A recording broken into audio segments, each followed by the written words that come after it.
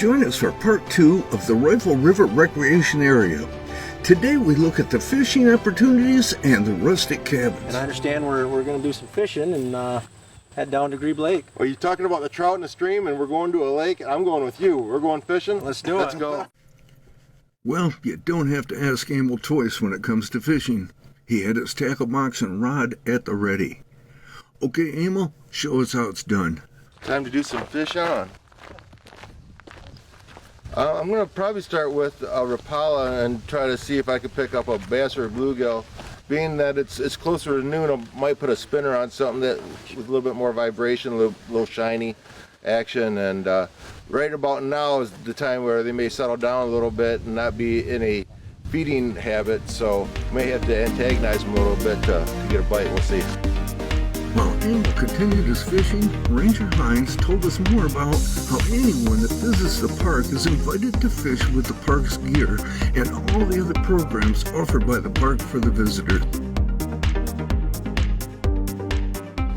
The Explorer Guide program, which is this year was a young lady named Lindsay, and she has went back to college already, but during the summer she ran a fishing program. And typically every year we have our Explorer Guide do different programming, and the fishing's one of them. So we developed these little racks we made up because we actually got about 6 sets of these and upwards of 30 rods that we're able to bring down and get the kids from the campground and the park to come in and take part in that fishing program.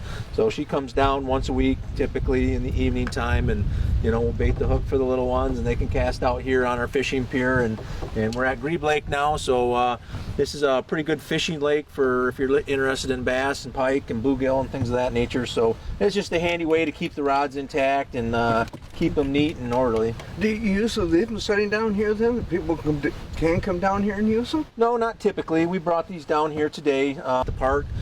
They do trails, they do bats at night, they roast s'mores. They'll go look for different types of animals within the park. A lot of times they'll do like a kayaking program where they'll teach kids how to kayak. We'll bring them down here to the kayak launch and show them how to safely enter the kayak and get on the water. It's such a great way to bring your family up. You want the kids to learn some of this stuff. Maybe don't have all these things yourself. They've got them up here at the park. You can come in here, get involved in the programs. That's so nice. Yeah, and it's just a great way to get people engaged in the outdoors. James, you were talking about taking us over to another lake to do some paddleboarding or something, but we seem to have turned off the trail and we're back at a cabin. What's this all about? Well, I made a call up front and asked if there was any cabins open, and this just happened to be open today, and I thought what a great way to showcase some other features of our park.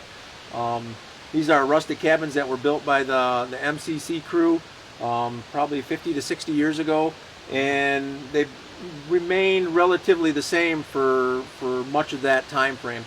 However, we did get some funding, supplemental funding for the district to redo our cabins, and this just happened to be one that we got some funding for. We're actually in the next couple weeks going to be redoing the outside, putting a new coat of paint on it, giving it a facelift, and we had already went through the inside and redid the floors, put some new granite countertops in, still got that rustic appeal, and the bunk beds are rustic, and we did the tongue and groove pine on the ceiling. We did the foyer out here, you can see we did it in tongue and groove cedar, kind of to match the decor on the outside, but it was just like a white plywood. So just kind of a forgotten treasure that gets overlooked sometimes when you come into the park, because these cabins are tucked away off the beaten path, and there's a lot of seclusion out here. But every one of them is on a body of water. This one just happens to be on the Rifle River. The Rifle River runs back through it just behind the cabin here. It's easy put in for your kayak or your canoe if you're interested in coming to the park and renting one of these cabins. They go for about $79 a night, so it's pretty affordable if you base it off occupancy of the local areas in town and the hotels and motels. So they sleep 6. They've got propane heat, and they got a countertop, for your cooking. You got an outdoor grill, so you still got that rustic appeal, and a campfire, so you can enjoy a campfire at night. Okay, so you're gonna want to bring your own water in. Well, we got a pump here. We got a hand pump, and that's all potable water. Oh, okay.